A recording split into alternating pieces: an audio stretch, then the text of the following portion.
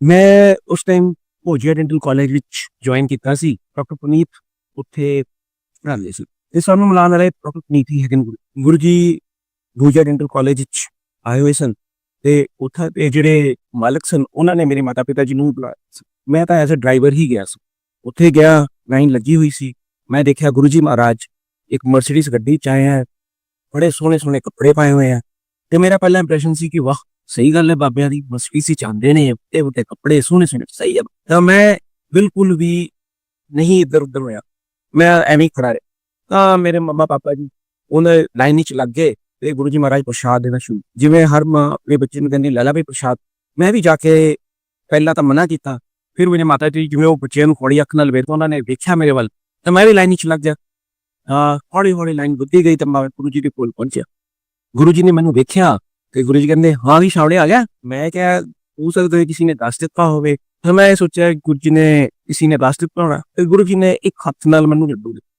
ਮੈਂ ਆਪਣੇ ਦੋਨੋਂ ਹੱਥ ਅੱਗੇ ਕੀਤੇ ਪਰ ਉਹ ਲੱਡੂ ਮੇਰੇ ਹੱਥ ਤੋਂ ਬਾਹਰ ਸੀ। ਤੇ ਮੈਂ ਕੁੜਤਾ ਪਜਾਮਾ ਪਾਇਆ ਸੀ, ਕੁੜਤੇ ਦਾ ਜਿਹੜਾ ਪੱਲਾ ਅੱਗੇ ਕੀਤਾ ਤੇ ਉਹ ਵੀ ਪੂਰਾ ਭਰ ਗਿਆ। That was on 11th of April ਤੇ ਗੁਰੂ ਜੀ ਨੇ ਉਹਦੇ ਮੈਨੂੰ ਕਿਹਾ ਤੂੰ ਮੇਰੇ ਕੋਲ ਜ਼ਰੂਰ ਆਏਗਾ ਵਿਸਾਖੀ ਵਾਲੇ। ਤਾਂ ਮੈਂ 13 ਅਪ੍ਰੈਲ ਨੂੰ ਤਾਂ ਉੱਥੇ ਪਹੁੰਚਣਾ ਹੀ ਪਹੁੰਚਣਾ ਸੀ, ਬਟ ਆਈ ਵਾਸ ਸਰੈਂਡਰ ਕੀ ਮੈਨੂੰ ਕੌਣ ਹੈ ਮੇਰੇ ਸਾਹਮਣੇ।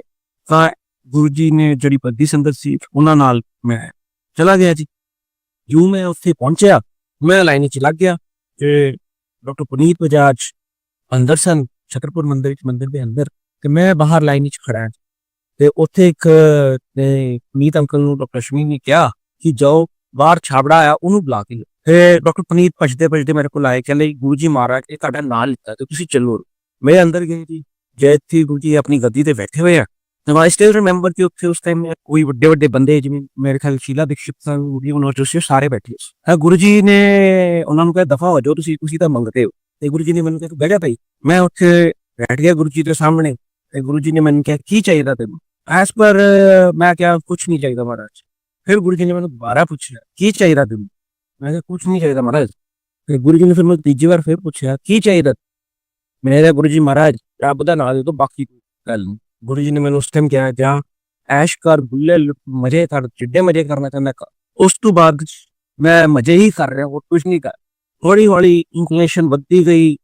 ਤਾਂ ਅਸੀਂ 7 ਲੋਕੀ ਸੀ ਜਿਹੜੇ ਹਰ ਮਹੀਨੇ ਦੇ ਪਹਿਲੇ ਹਫਤੇ ਇੱਥੋਂ ਚੰਡੀਗੜ੍ਹ ਤੋਂ ਗੁਰੂ ਜੀ ਦੇ ਮੰਦਿਰ ਅੰਪਾਇਰ ਸਟੇਟ ਜਿੱਥੇ ਗੁਰੂ ਜੀ ਮਹਾਰਾਜ ਹੈਗੇ ਉੱਥੇ ਅਸੀਂ ਜਾਣਾ ਸ਼ੁਰੂ ਕਰ।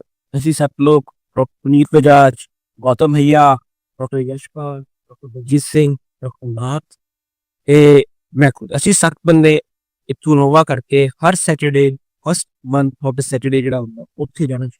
ਹੌਲੀ ਹੌਲੀ ਬਹੁਤ ਕੁਝ ਸਿੱਖਣ ਨੂੰ ਮਿਲਣਾ ਸ਼ੁਰੂ ਹੋ ਗਿਆ। ਅਸੀਂ ਜਾਣਾ। ਸਭ ਤੋਂ ਇੰਟਰਸਟਿੰਗ ਗੱਲ ਹੈ ਕਿ ਅਸੀਂ ਇੱਥੋਂ ਸਵੇਰੇ 6 ਵਜੇ ਸ਼ੁਰੂ ਹੋਈਏ ਤਾਂ ਵੀ ਅਸੀਂ 6 ਵਜੇ ਪਹੁੰਚਣਾ। ਜੇ ਅਸੀਂ ਇੱਥੋਂ 12 ਵਜੇ ਚੱਲੀਏ ਤਾਂ ਵੀ 6 ਵਜੇ ਪਹੁੰਚਣਾ। ਜੇ ਅਸੀਂ 1 ਵਜੇ ਚੱਲੀਏ ਤਾਂ ਵੀ 6 ਵਜੇ। ਅੱਜ ਤੱਕ ਉਹ ਸਾਨੂੰ ਗੱਲ ਸਮਝ ਨਹੀਂ ਆਈ ਕਿ ਸਾਡਾ ਜਿਹੜਾ ਟਾਈਮ ਸੀ ਦਿੱਲੀ ਪਹੁੰਚਣ ਦਾ ਗੁਰੂ ਜੀ ਦੇ ਦਰਬਾਰ ਵਿੱਚ ਉਹ 6 ਤੋਂ 6:30 ਦੇ ਵਿਚਕਾਰ ਕੀ ਸੀ। ਅਸੀਂ ਪਹੁੰਚਣਾ ਉੱਥੇ ਗੁਰੂ ਜੀ ਦੇ ਕਹਿਣਾ ਵਿਅਕਤੀ ਦਿੰਦਾ ਸਰਵਨਾਸ਼ ਆ ਗਏ, BDS ਆ ਗਏ, ਸਾਰੇ MDS ਆ ਗਏ, ਵੱਡੇ ਵੱਡੇ ਆ ਗਏ, ਲੋਕੀ ਉਹਨਾਂ ਨੂੰ ਅੰਦਰ ਬਿਠਾਓ। ਤੇ ਗੁਰੂ ਜੀ ਦੇ ਸੇਵਕ ਜੀ ਨੇ ਦਰਵਾਜ਼ਾ ਖੋਲ੍ਹਣਾ ਤੇ ਗੁਰੂ ਜੀ ਨੇ ਆਪਣੀ ਟੀ-ਸ਼ਰਟ ਔਰ ਟਰਾਊਜ਼ਰ ਵਿੱਚ ਆ ਕੇ ਜਿਹੜੇ ਗੁਰੂ ਜੀ ਦੀ ਅੰਪਾਇਰ ਸਟਰੀਟ ਵਿੱਚ ਗਏ ਹੈ ਉੱਥੇ ਇੱਕ ਛੋਟੀ ਜੀ ਸੋਫਾ ਜਗ੍ਹਾ ਉੱਤੇ ਗੁਰੂ ਜੀ ਨੇ ਬੈਠ ਤੇ ਗੁਰੂ ਜੀ ਨੇ ਫਿਰ ਸਾਨੂੰ ਸਾਰਿਆਂ ਨੂੰ ਕਦੀ ਕੁਛ ਕਹਿਣਾ, ਕਦੀ ਕੁਛ ਕਹਿਣਾ ਤੇ ਸਾਨੂੰ ਆਪਣੇ ਹੱਥੋਂ ਚਾਹ ਪਿਲਾ ਦੇਣੀ, ਕਦੀ ਪ੍ਰਸ਼ਾਦ ਖਿਲਾਣਾ। ਅਸੀਂ ਤਾਂ ਸੋਚਿਆ ਹੀ ਨਹੀਂ ਸੀ ਕਿ ਅਸੀਂ ਕਿਹਨਾਂ ਦੇ ਸਾਹਮਣੇ ਬੈਠੇ। ਹੌਲੀ ਹੌਲੀ ਐਨੀ ਜਰਨੀ ਵੱਧਦੀ ਗਈ। ਫਿਰ ਐਜ਼ ਅ ਹਿਊਮਨ ਨੇਚਰ ਹਰ ਇਨਸਾਨ ਦੇ ਆ ਬੜੀ ਸਾਰੀ ਕਮੀਆਂ ਹੁੰਦੀਆਂ ਨੇ ਤੇ ਉਹ ਸਾਰੀਆਂ ਹਰਕਤਾਂ ਜਿਹੜੀ ਉਲਟੀ ਕਰਨੀਆਂ ਸਾਨੂੰ ਸਾਰੀਆਂ ਕੀਤੀਆਂ। ਮੈਂ ਬਿਲਕੁਲ ਸੱਚ ਕਹਿ ਰਿਹਾ। ਇਹ ਐਵੇਂ ਹੋਇਆ ਜੀ, ਮੈਂ ਇੱਕ ਵਾਰ ਸੰਗਤ ਤੇ ਜਾ ਰਹੇ ਸੀ। ਮੈਂ ਕਿਹਾ ਯਾਰ ਜਿਵੇਂ ਸਾਡੇ ਬਜ਼ੁਰਗ ਕਹਿੰਦੇ ਹੈ, ਮਾਂ ਪਿਓ ਵੀ ਕਹਿੰਦੇ ਹੈ ਕਿ ਵੀ ਜਿੱਥੇ ਤੁਸੀਂ ਲੰਗਰ ਖਾਓ ਜ਼ਰੂਰ ਪੈਸੇ ਜ਼ਰੂਰ ਪਾਇਆ, ਠੀਕ ਹੈ ਜੀ। ਮੈਂ ਸੋਚਿਆ ਯਾਰ ਮੈਂ ਇਤਨੇ ਦੇਰ ਤੋਂ ਜਾ ਰਿਹਾ ਗੁਰੂ ਜੀ ਦੇ ਇੱਥੇ ਕੋਈ ਲੰਗਰ ਕਿਹਦੇ ਹੁੰਦਾ। ਗੁਰੂ ਜੀ ਮਹਾਰਾਜ ਇतना ਵੱਡਾ ਫੰਕਸ਼ਨ ਕਰਦੇ ਹੈ, ਲੱਖੋਂ ਬੰਦੇ ਐਸੇ ਆਉਂਦੇ ਇਹ ਹੈ ਕਿ ਜਿਹੜਾ ਹੈ ਕੌਣ ਕਰਦਾ, ਕਿਵੇਂ ਹੁੰਦਾ। ਮੈਂ ਵੀ ਅੱਜ ਉੱਥੇ ਪੈਸੇ ਪਾ ਕੇ ਆਣੇ। ਮੈਂ ਚੱਲ ਪਿਆ ਜੀ। ਅਸੀਂ ਪਹੁੰਚੇ ਉੱਥੇ, ਗੁਰੂ ਜੀ ਨੇ ਐਜ਼ ਯੂਜੂਅਲ ਦਰਵਾਜ਼ਾ ਖੋਲ੍ਹਿਆ, ਅਸੀਂ ਅੰਦਰ ਜਾ ਕੇ ਪੈ ਗਏ, ਹੁਣ ਚਾਹ ਪਿਲਾਈ ਤੇ ਬਾਕੀ ਮੇਰੇ ਜਿਹੜੇ 6 ਸਾਥੀ ਸੀ ਉਹਨਾਂ ਨੂੰ ਤਾਂ ਗੁਰੂ ਜੀ ਮਹਾਰਾਜ ਨੇ ਹੇਠਾਂ ਬਿਠਾ ਦਿੱਤਾ। ਮੈਨੂੰ ਕਹਿੰਦੇ ਦਫਾ ਹੋ ਜਾ ਉੱਪਰ। ਤੇ ਉੱਪਰ ਜੋ ਸੋਫੇ ਦੇ ਵਿਚਕਾਰ ਜਾ ਕੇ ਬਹਿ ਜਾ। ਜਦ ਤੁਸੀਂ ਗੁਰੂ ਜੀ ਦੇ ਸਾਹਮਣੇ ਬੈਠੇ ਹੋ ਸੀ, ਬਾਕੀ ਕੋਈ ਚੀਜ਼ ਸੁਣਦੀ ਨਹੀਂ ਸੀ। ਗੁਰੂ ਜੀ ਨੂੰ ਮਾਰਤੀ ਕਰਦੀ ਵਾ, ਤੁਸੀਂ ਦੇਖਦੇ ਰਹਿੰਦੇ ਸੀ ਤੇ ਕੁਛ ਨਹੀਂ, ਬਸ ਉਹਨਾਂ ਦਾ ਨੂਰ ਹੀ ਏਡਾ ਜ਼ਿਆਦਾ ਹੀ ਤੁਸੀਂ ਅੱਖ ਵਿੱਚ ਪੱਕ ਨਹੀਂ ਸਕਦੇ। ਖੁਸ਼ਬੂ ਆਉਂਦੀ ਤਾਂ ਜਿਹੜੀ ਉੱਥੇ ਗੁਰਬਾਣੀ ਚੱਲਦੀ ਸੀ ਉਹ ਕਦੀ ਸੁਣੀ ਨਹੀਂ ਸੀ। ਤੇ ਉਹਦੀ ਮੈਨੂੰ ਗੁਰੂ ਜੀ ਨੇ ਕਹਿ ਦਿੱਤਾ ਕਿ ਜਾ ਤੂੰ ਉੱਪਰ ਜਾ ਤੇ ਦੋ ਸੋਫੇ ਦੇ ਵਿਚਕਾਰ ਜਾ ਕੇ ਬਹਿ ਜਾ। ਇਹ ਸਾਰੇ ਨੀਚੇ ਬੈਠ ਗਏ ਜੀ, ਮੈਨੂੰ ਗੁਰੂ ਜੀ ਨੇ ਉੱਪਰ ਭੇਜਤਾ। That was the first time I listened to the Gurbani ਆਓ। ਤੇ ਮੈਂ ਉਹ ਗੁਰਬਾਣੀ ਦਾ ਜਿਹੜਾ ਉਹ ਸੀ ਉਹ ਮੈਂ ਤੁਹਾਨੂੰ ਦੱਸਣਾ ਚਾਹੁੰਦਾ। ਗੁਰਬਾਣੀ ਚੱਲ ਰਹੀ ਹੈ, ਗੁਰਬਾਣੀ ਚ ਹੈ ਕਿ ਗੁਰੂ ਨਾਨਕ ਦੇਵ ਜੀ ਕਰਤਾਰਪੁਰ ਜਿਹੜਾ ਪਾਕਿਸਤਾਨ ਵਿੱਚ, ਉੱਥੇ ਭਾਈ ਮਰਦਾਨਾ ਤੇ ਭਾਈ ਲਹਿਣਾ ਦੇ ਨਾਲ ਬੈਠੇ ਹੋਏ ਤੇ ਗੁਰੂ ਜੀ ਕਹਿੰਦੇ ਸੀ ਕਿ ਗੁਰੂ ਨਾਨਕ ਦੇਵ ਜੀ ਦੀ ਜਿਹੜੀ ਖੁਸ਼ਬੂ ਹੈ ਉਹ 300 ਮੀਲ ਤੱਕ ਜਾਂਦੀ ਸੀ। ਤੇ ਗੁਰੂ ਜੀ ਮਹਾਰਾਜ ਜੀ ਨੇ, ਮੈਂ ਉਹ ਦਿਨ ਉਹ ਗੁਰਬਾਣੀ ਸੁਣਿਆ, ਗੁਰੂ ਜੀ ਗੁਰੂ ਨਾਨਕ ਦੇਵ ਜੀ ਬੈਠੇ ਹੈ ਤੇ ਆਪਣੀ ਉਹਨਾਂ ਨੇ ਸੰਗਤ ਲਾਈ ਹੋਈ ਹੈ ਤੇ ਕਰਤਾਰਪੁਰ ਦੀ ਜਿਹੜੀ ਜ਼ਿਮੀਦਾਰ ਦੀ ਵਾਈਫ ਹੈ ਉਹਨੂੰ ਗੁਰੂ ਜੀ ਮਹਾਰਾਜ ਜੀ ਦੀ ਖੁਸ਼ਬੂ ਪਹੁੰਚਦੀ ਹੈ ਤੇ ਉਹ ਖੁਸ਼ਬੂ ਦੇ ਪਿੱਛੇ ਪਿੱਛੇ ਉੱਥੇ ਪਹੁੰਚ ਜਾਂਦੀ ਹੈ। ਉੱਥੇ ਦੇਖਦੀ ਹੈ ਕਿ ਗੁਰੂ ਨਾਨਕ ਦੇਵ ਜੀ ਮਹਾਰਾਜ ਭਾਈ ਹੈ ਨਾ ਜੀ, ਜਿਹੜੇ ਆਪਣੇ ਦੂਜੇ ਸੱਚੇ ਪਾਤਸ਼ਾਹ ਬਣੇ, ਤੇ ਭਾਈ ਮਰਦਾਨਾ ਜੀ ਸੰਗੀਤਕਾਰ ਹੈ ਤੇ ਉਹ ਪਹਿਲੀ ਵਾਰ ਜਾਂਦੀ ਹੈ। ਦੂਜੀ ਵਾਰ ਉਹ ਆਪਣੇ ਘਰੋਂ ਦੁੱਧ ਲੈ ਕੇ ਚਲੀ ਜਾਂਦੀ ਹੈ। ਦੁੱਧ ਲੈ ਕੇ ਉਹ ਸਾਹਮਣੇ ਰੱਖਦੀ ਹੈ ਤਾਂ ਗੁਰੂ ਜੀ ਮਹਾਰਾਜ ਨਾਨਕ ਦੇਵ ਜੀ ਉਹਦੇ 4 ਹਿੱਸੇ ਕਰਦੇ, ਇੱਕ ਭਾਈ ਲਹਿਣਾ ਵਾਸਤੇ, ਇੱਕ ਨਾਨਕ ਦੇਵ ਜੀ ਵਾਸਤੇ, ਇੱਕ ਭਾਈ ਮਰਦਾਨਾ ਵਾਸਤੇ ਤੇ ਇੱਕ that landlord lady। ਤੇ ਗੁਰੂ ਜੀ ਐਵੇਂ ਚੱਲਦਾ ਰਹਿੰਦਾ ਹੈ। 1 ਮਹੀਨਾ ਨਿਕਲ ਜਾਂਦਾ ਹੈ। ਮਹੀਨੇ ਬਾਅਦ as per our human tendencies and Indian scenarios, people start talking about the female ਕਿ ਤੇਰੀ ਤਾਂ ਜਿਹੜੀ ਘਰ ਵਾਲੀ ਹੈ ਉਹ ਤਾਂ ਬਾਬਿਆਂ ਦੇ ਪਿੱਛੇ ਚੱਲਦੀ। ਉਹ ਜ਼ਿਮੀਦਾਰ ਤੱਕ ਦੀ ਗੱਲ, ਤੇ ਜ਼ਿਮੀਦਾਰ ਤੱਕ ਗੱਲ ਪਹੁੰਚ ਜਾਂਦੀ ਹੈ ਤਾਂ ਹੌਲੀ ਹੌਲੀ ਜ਼ਿਮੀਦਾਰ ਕਹਿੰਦਾ ਮੈਂ ਵੀ ਦੇਖਣ ਜਾਵਾਂ। ਇੱਕ ਦਿਨ ਉਹ ਟਾਂਗ ਲੈ ਕੇ ਆਪਣੀ ਵਾਈਫ ਦੇ ਪਿੱਛੇ ਪਿੱਛੇ ਚਲਾ ਤੇ ਜ਼ਿਮੀਦਾਰ ਨੇ ਜਿਹੜੀ ਹੈ ਉਹ ਦੁੱਧ ਰੱਖਦੀ ਮਹਾਰਾਜ ਜੀ ਦੇ ਸਾਹਮਣੇ। ਮਹਾਰਾਜ ਜੀ ਉਹਦੇ 5 ਹਿੱਸੇ ਕਰ ਦਿੰਦੇ। ਉਹ ਫੀਮੇਲ ਦੇ ਸਰਪ੍ਰਾਈਜ਼ 5ਵਾਂ ਹਿੱਸਾ ਕਿਉਂ ਕੀਤਾ? ਗੁਰੂ ਨਾਨਕ ਦੇਵ ਜੀ ਕਹਿੰਦੇ ਆ ਕਿ ਉਹ ਪਿੱਛੇ ਤੇਰਾ ਪਤੀ ਖੜਿਆ, ਉਹਨੂੰ ਬੁਲਾ ਲੈ। ਤੇ 5ਵਾਂ ਹਿੱਸਾ ਉਹਦਾ ਗੁਰੂ ਜੀ ਮਹਾਰਾਜ ਨੂੰ ਬੁਲਾਉਂਦੇ ਤੇ ਜ਼ਿਮੀਦਾਰ ਹੁੰਦਾ, ਉਹ ਕਹਿੰਦਾ ਆ ਕੇ ਗੁਰੂ ਜੀ ਕਹਿੰਦੇ ਲੈ ਬਈ ਤੂੰ ਆਪਣਾ ਪ੍ਰਸ਼ਾਦ ਲੈ ਲੈ। ਇਹ ਜ਼ਿਮੀਦਾਰ ਕਹਿੰਦਾ ਮਹਾਰਾਜ ਇਹ ਜਿਹੜਾ ਦੁੱਧ ਦੱਧ ਹੈ ਇਹ ਤੁਹਾਡੇ ਫਕੀਰਾਂ ਵਾਸਤੇ, ਸਾਡੇ ਘਰ ਤਾਂ ਨਦੀਆਂ ਵਹਿੰਦੀਆਂ ਦੁੱਧ ਦੀਆਂ, ਅਸੀਂ 7 ਕੂਆਂ ਦੇ ਮਾਲਕ ਹੈ, ਸਾਨੂੰ ਕੋਈ ਕਮੀ ਨਹੀਂ ਹੈ, ਦੁੱਧ ਦੱਧ ਤੁਹਾਡੇ ਵਾਸਤੇ, ਸਾਡੇ ਵਾਸਤੇ ਨਹੀਂ। ਤੇ ਗੁਰੂ ਜੀ ਮਹਾਰਾਜ ਕਹਿੰਦੇ ਅਗਰ ਤੈਨੂੰ ਏਦਾਂ ਹੀ ਹੈ, ਜਦ ਤੂੰ ਐਵੇਂ ਕਰਦਾ, ਤੇਰੇ ਖੇਤਾਂ 'ਚ ਰਾਵੀ ਬਣਦੀ ਹੈ, ਤੇਰੇ ਖੇਤਾਂ ਤੇਰੇ ਕੋਲ 7 ਕੂਏ ਹੈ, ਤੇ ਤੂੰ ਪਾਣੀ ਲਿਆ 1 ਜੱਗ ਮੇਰੇ ਵਾਸਤੇ। ਉਹ ਕਹਿੰਦਾ ਮਹਾਰਾਜ ਠੀਕ ਹੈ, ਇਹ ਵੀ ਕੋਈ ਵੱਡੀ ਗੱਲ ਹੈ।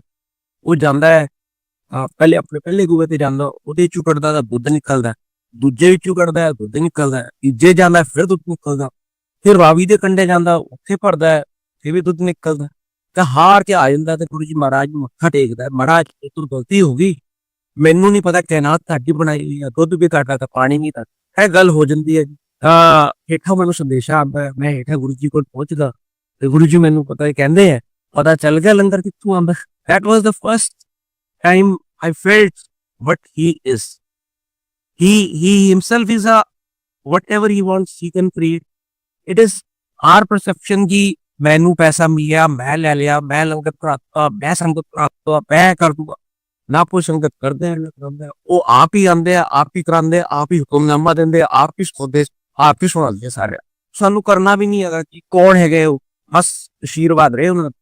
This was the one of the incidents like Saturday बहुत ज्यादा होते ਤੇ ਹਰ ਵਾਰੀ ਕੋਈ ਨਾ ਕੋਈ ਆ ਜਾ ਇਨਸੀਡੈਂਸ ਹੋਣਾ ਜਿਹੜਾ ਸਾਡੇ ਵਾਸਤੇ ਇੱਕ ਆਈ ਓਪਨਰ ਸੀ ਕਿ ਹਾਂ ਸੱਚੇ ਪਾਤਸ਼ਾਹ। ਗੁਰੂ ਜੀ ਨੂੰ ਕੋਈ ਪੈਰਾਂ ਨੂੰ ਕੋਈ ਹੱਥ ਲਾਉਂਦਾ ਸੀ, ਕੋਈ ਕੁਝ ਕਹਿੰਦਾ ਸੀ ਤਾਂ ਮੈਂ ਪਿੱਛੇ ਬੈਠਾ ਜੀ, ਮੈਂ ਕਿਹਾ ਯਾਰ ਕਿਆ ਟਾਈਮ ਹੋਗਾ, ਅੱਜ ਤੱਕ ਗੁਰੂ ਜੀ ਨੂੰ ਮੈਂ ਟੱਚ ਵੀ ਨਹੀਂ ਕੀਤਾ, ਗੁਰੂ ਜੀ ਦੀ ਫੀਲਿੰਗ ਨਹੀਂ।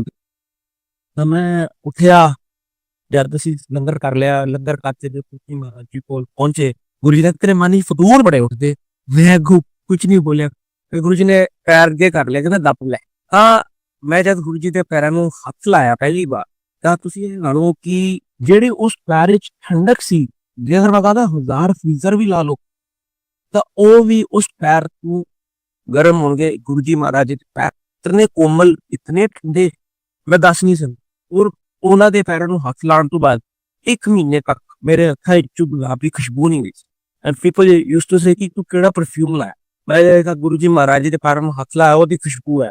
ਅਸੀਂ ਕਈ ਵਾਰ ਸੋਚਣਾ ਕਿਉਂ ਨਾ ਅਸੀਂ ਚਾਰੋਂ ਗੁਰੂ ਜੀ ਦੇ ਉੱਥੇ ਜਦ ਲੰਗਰ ਹੁੰਦਾ ਸੀ ਤਾਂ ਉੱਥੇ ਪ੍ਰੇਅਰ ਕੀਤੀ, ਉਹਦੇ 4 ਲੋਕੀ ਬੈਠਦੇ ਸੀ ਤੇ ਗੁਰੂ ਜੀ ਅਕਸਰ ਕਹਿੰਦੇ ਤੁਹਾਨੂੰ ਤੁਹਾਡੇ ਨਾਲ ਕਿਹੜਾ ਦੇਵੀ ਦੇਵਤਾ ਆ ਕੇ ਰੋਟੀ ਖਾ ਗਿਆ। ਤਾਂ ਆਪਾਂ ਸੋਚਣਾ ਕਿ ਅੱਜ ਆਪਾਂ ਚਾਰਾਂ ਦੋਸਤਾਂ ਨੇ ਮਿਲ ਕੇ ਖਾਣੀ ਰੋਟੀ। ਅੱਜ ਤੱਕ ਨਹੀਂ ਆਇਆ ਕਿ ਅਸੀਂ ਸੋਚਿਆ ਔਰ ਚਾਰੋਂ ਅਸੀਂ ਮਿਲ ਕੇ ਰੋਟੀ ਖਾ ਲਈ। ਪਤਾ ਨਹੀਂ ਕੌਣ ਕਿੱਥੇ ਆ ਕੇ ਬਹਿ ਜਾਂਦਾ ਸੀ। And Guru ji used to give ਲੰਗਰ ਤੇ ਜੰਨਤ ਵਿੱਚ ਬੈਠ ਕੇ ਅਸੀਂ ਉਹ ਲੰਗਰ ਕਰਦੇ ਸੀ। ਕਦੀ ਗੁਰੂ ਜੀ ਨੇ ਮਿਰਚਾਂ ਦੀ ਚਟਨੀ ਖਵਾਉਣੀ, ਕਦੀ ਆਲੂ ਵੜੀ, ਕਦੀ ਉਹ ਅਲੱਗ ਹੀ ਸਵਾਦ, ਅਲੱਗ ਹੀ ਉਹਦਾ ਸਭ ਕੁਝ।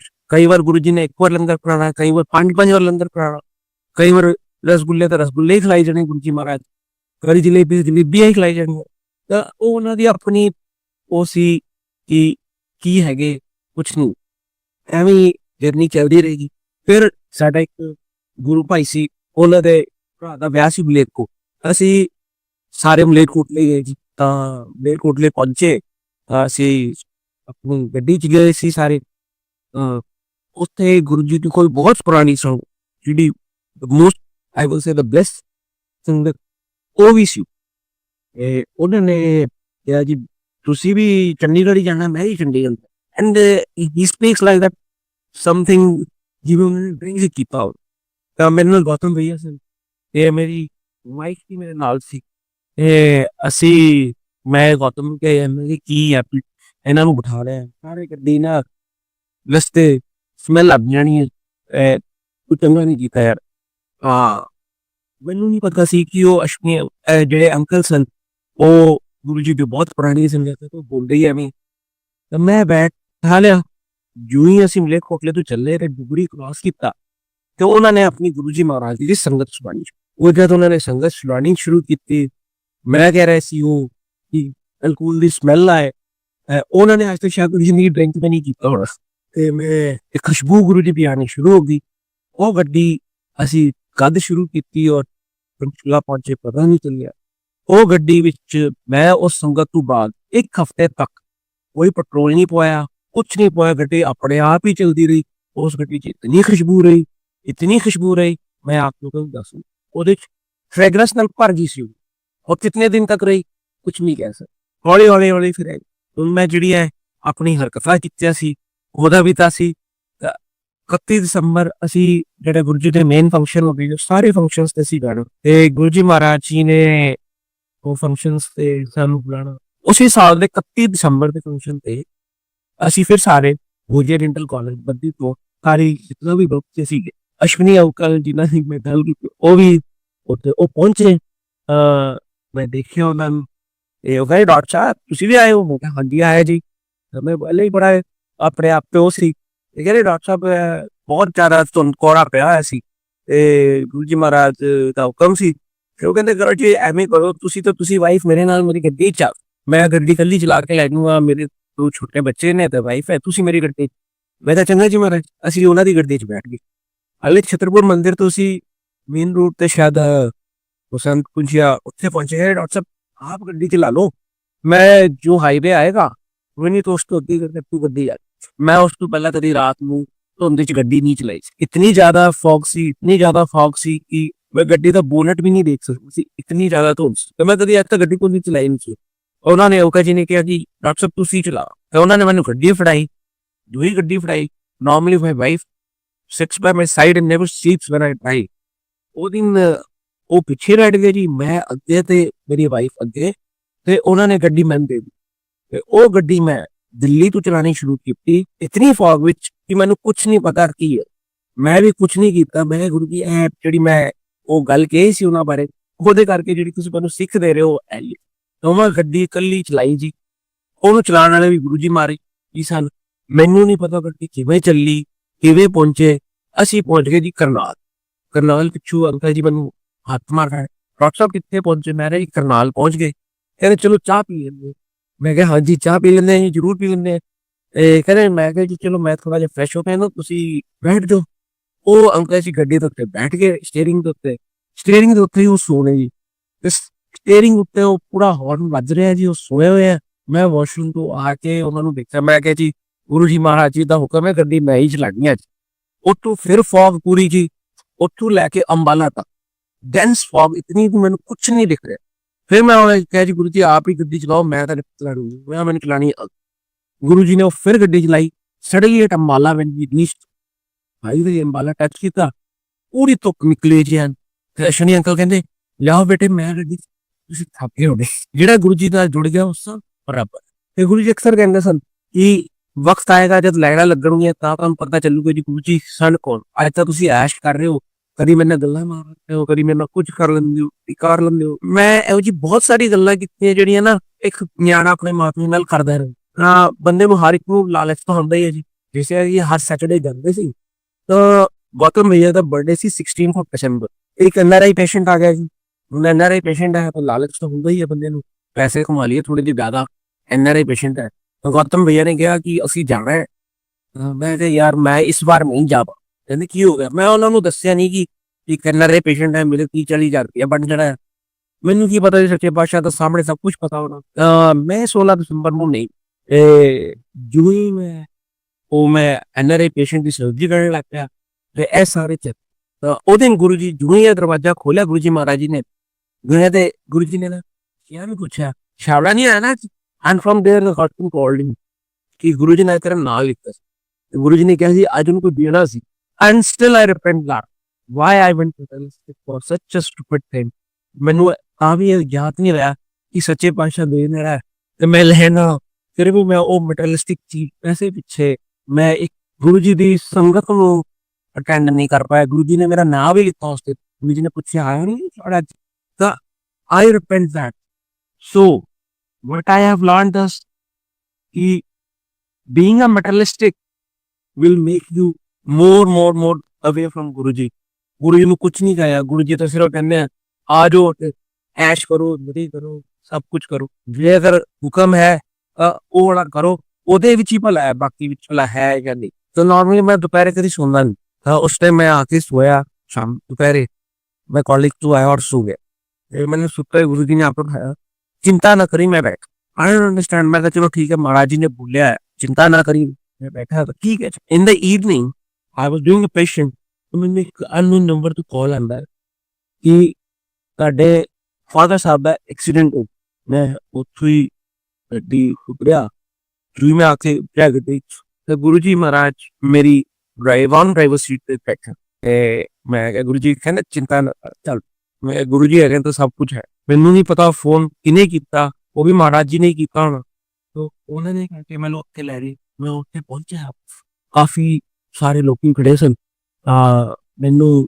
ਗੁਰੂ ਜੀ ਕਹਿੰਦੇ ਜਾ ਮੈਂ ਗਿਆ ਗੁਰੂ ਜੀ ਪਿਛਲੀ ਸੀਟ ਤੇ ਚਲੇ ਗਏ ਮੇਰੇ ਫਾਦਰ ਸਾਹਿਬ ਬਿਲਕੁਲ ਡਿਸਓਰੀਐਂਟਡ ਉਹਨਾਂ ਨੂੰ ਕੋਈ ਪਤਾ ਨਹੀਂ ਕੁਝ ਨਹੀਂ ਪਤਾ profusely bleeding from ear and nose ਕੋਈ ਕਹਿੰਦਾ ਇਸ ਨਰਸਿੰਗ ਹੋਮ ਚ ਲੈ ਜਾਓ ਕੋਈ ਕਹਿੰਦਾ ਇਸ ਨਰਸਿੰਗ ਗੁਰੂ ਜੀ ਨੇ ਪਿੱਛੋਂ ਮੈਨੂੰ ਕਿਹਾ ਕਿ 32 ਸੈਕਟਰ ਲੈ 32 ਸੈਕਟਰ ਮਹਾਰਾਜ ਕਿਤੇ ਹੋਰ ਲੈ ਜਾਂਦੇ ਕਹਿੰਦੇ ਨਾ ਤੇਰੇ ਦੋਸਤ ਹੈ ਉੱਥੇ ਉਹਨਾਂ ਨੂੰ ਫੋਨ ਕਰ ਤਾਂ then I called them ਮੈਂ ਪਹੁੰਚ ਗਿਆ ਜੀ 32 ਸੈਕਟਰ ਪਹੁੰਚਿਆ I need a radiologist ਮੈਨੂੰ ਪਤਾ ਵੀ ਨਹੀਂ ਸੀ ਕਿ ਮੇਰੇ ਇੱਕ ਫਰੈਂਡ ਰੇਡੀਓਲੋਜਿਸਟ ਨੂੰ ਤੇ ਜੁਆਇਨ ਕੀਤਾ ਹੀ ਵਾਸ ਕੈਂਪ ਮੈਂ ਪਹੁੰਚਿਆ ਐਮਰਜੈਂਸੀ ਚ ਉਹਨਾਂ ਨੇ ਫਟਾਫਟ ਲੱਗ ਕੀਤਾ ਸਭ ਕੁਝ ਕੀਤਾ ਤਾਂ ENT ਵਾਲੇ ਦਾ ਕੰਮ ਸੀ ਨੋਜ਼ ਔਰ ਈਅਰ ਤੋਂ ਉਹਨੇ ਦੇਖਿਆ ਕਹਿੰਦਾ ਨਥਿੰਗ ਹੈ ਕਹਿੰਦਾ ਚੋਟ ਲੱਗੀ ਉਹਦੇ ਕਰਕੇ ਬਲੀਡ ਮੈਨੂੰ ਸਮਝ ਆ ਗਿਆ ਜਿਹਨੂੰ ENT ਉਸ ਦਿਨ 32 ਸੈਕਟਰ ਵਿੱਚ ਕੋਈ ਵੀ MRI ਨਹੀਂ ਇੱਕ ਵੀ MRI ਨਹੀਂ ਮਸ਼ੀਨ ਨਹੀਂ ਚੱਲਦੀ ਤਾਂ ਗੁਰੂ ਜੀ ਨੇ ਕਿਹਾ MRI ਕਰੋ तो मेरे फ्रेंड ने MRI ਕਹਿੰਦੇ ਚਲਾ ਕੋ ਸੀ ਤਾਂ MRI ਹੋ ਗਿਆ ਕਿ ਮੈਨੂੰ ਡਰ ਸੀ ਕਿ ਕੋਈ ਸਿਰ ਤੇ ਚੋਟ ਨਾ ਲੱਗੀ ਹੋਵੇ ਤਾਂ MRI was absolutely clear now I was surprised why orthopedic something is called ਗੁਰੂ ਜੀ ਨੇ ਮੈਨੂੰ ਕਿਹਾ ਕਿ ਮੋਢੇ ਦਾ ਮੈਂ ਮੋਢੇ ਦਾ ਐਕਸਰੇ ਕਰਾਇਆ ਤਾਂ collar bone was fracture then I called to know that Guru ji Maharaj ਜੀ ਨੇ orthopedic ਤੇ ਟਿਊਬ ਲਾ ਤਾਂ ਗੁਰੂ ਜੀ ਮਹਾਰਾਜ ਨੇ ਕਿਹਾ ਕਿ ਉਹ ਕਹਿੰਦੇ ਕਿ ਐਵੇਂ ਹੋ ਜਾਏਗਾ ਗੁਰੂ ਜੀ ਨੇ ਕਿਹਾ operate wait was this will happen on 5th of September ਉਸ ਨੂੰ ਦੇ ਰਹੇ ਕਿ ਆਪਾਂ ਕੱਲ ਕਰ ਦਾਂਗੇ ਜੀ ਗੁਰੂ ਜੀ ਨੇ ਕਿਹਾ ਨਹੀਂ 7 ਨੂੰ ਕਰਾਂਗੇ ਤੇਰੇ marriage on 7th on 6th we prepared all the things but somehow on 6th was not operated the doctors head of the department said doctor ਕਰਦਾ ਨਹੀਂ ਕੋਈ ਪ੍ਰੋਬਲਮ ਇਹ ਅੱਧੇ ਘੰਟੇ ਦਾ ਕੰਮ ਹੈ ਬਟ ਨਹੀਂ ਹੋਣਾ ਸੀ ਕਿ ਗੁਰੂ ਜੀ ਨੇ ਸਭ ਕੀ ਕਿਹਾ ਤੇ 7 ਤਰੀਕ ਨੂੰ 12 ਵਜੇ ਉਹ ਲੜਕੇ ਗਏ ਤੇ 12:30 ਪੌਣੇ 1 ਜਾਂ 1 ਵਜੇ ਤੱਕ ਪਾਪਾ ਦਾ ਕਾਲਰ ਦਾ ਆਪਰੇਸ਼ਨ ਹੋ ਕੇ ਬਾਹਰ ਵੀ ਆ ਗਏ ਤਾਂ ਇਹ ਤਾਂ ਗੁਰੂ ਜੀ ਨੇ ਹੀ ਡਿਸਾਈਡਡ ਕੀਤਾ ਮੈਂ ਤਾਂ ਗੁਰੂ ਜੀ ਹੈਗੇ ਤਾਂ ਫਿਰ ਤਾਂ ਜ਼ਿੰਦਗੀ 'ਚ ਔਰ ਕੁਝ ਲੋੜ ਹੀ ਨਹੀਂ। ਮੈਂ ਇਸੀ ਰੂਟ ਨਾਲ ਸਾਰੀ ਪਰਿਵਾਰ ਸੰਗਤ ਦਾ